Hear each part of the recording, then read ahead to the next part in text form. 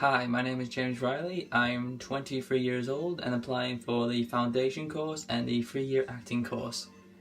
My classical speech would be Richard II, Act 3, Scene 2, and my contemporary is from a play called Wink by Phoebe Eclair Powell. No matter where, of comfort no man speak.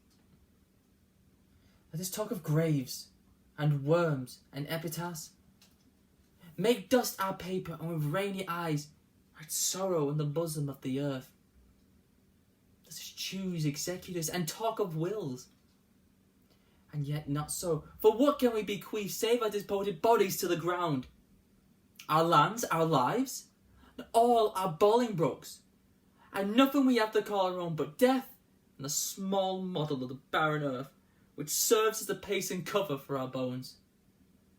For God's sake, let us sit upon the ground and tell sad stories about the death of kings, how some have been deposed, some slain in war, some haunted by the ghosts of those they deposed, some poisoned by their wives, some sleeping killed, all murdered, or within the hollow crown which rounds the mortal temple of a king, keeps death his court, and there the antic sits, scoffing at his state and grinning at his pomp, allowing him a breath, a little scene to monarchize, be feared, and kill with looks, infusing him with self and vain conceit, as if this flesh, which walls about our life, were brass impregnable. And humoured thus come at last, a little pin which bores through his castle wall, and farewell, king. When Dad died, he had this shit blog he was proud of. Before Tumblr was a thing, you'd think he just invented space travel. Beaming for days, going upstairs to put something new on. Gotta keep my views up, son. And he would look at me like, see? We understand each other. And I told him no fucker in the right mind wants to know about middle-aged running club. And he said, that's where you're wrong, son. That's where you're very wrong. He would say that a lot. Try not to let me get to him because for some reason I just like to undermine him. Mum said it was unfair for a man that fit to just drop down dead. And her friend said, it's always the ones you least expect. And I told her to go fuck herself.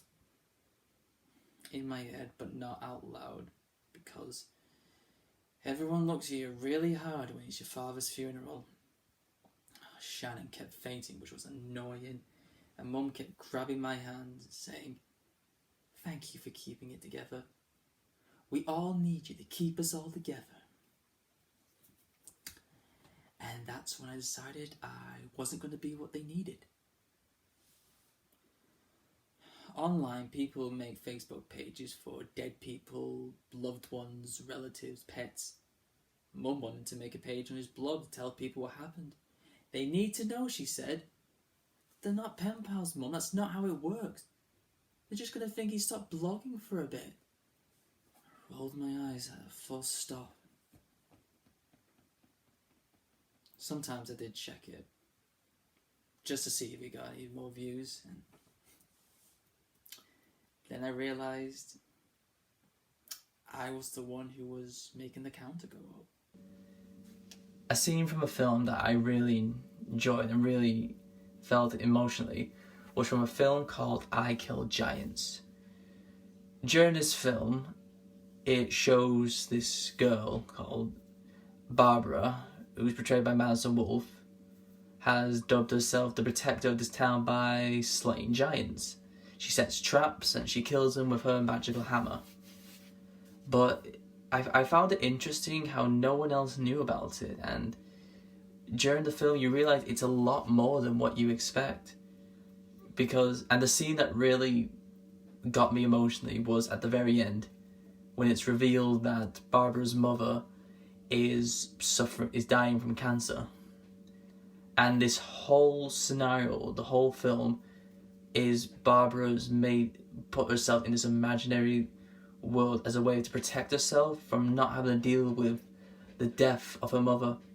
And I feel like that's a really, really like impactful moment, because it shows how a lot of people, when dealing with grief, will sometimes unintentionally even put themselves in the scenario where they're strong, courageous, and can protect themselves from the grief and the realization that her mother's going to die.